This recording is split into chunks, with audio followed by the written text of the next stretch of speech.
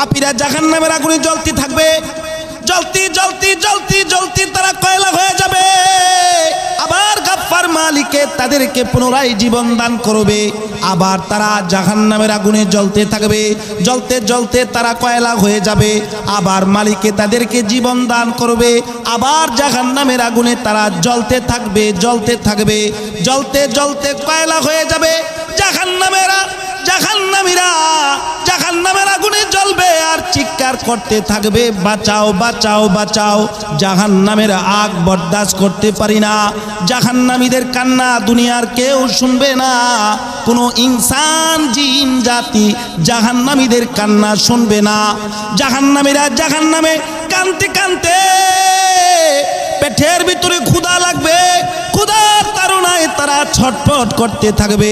জাহান্নামীরা এবার মালিককে ডাকা আরম্ভ করবে, আল্লাহ আল্লাহ, ও মাওলা, আপনি কি আমাদের ডাক শুনবেন না? ও মাওলা, আপনি আমাদের ডাক শুনুন, আমাদের উপর রহম করুন, আমরা না আপনার বান্দা।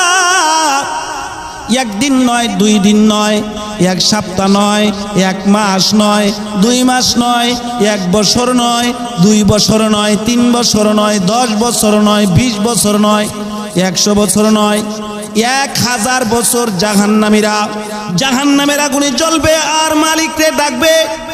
1000 বছর অতিবাহিত হওয়ার পর আল্লাহ তাআলা জাহান্নামীদের ডাকে সাড়া দিবে।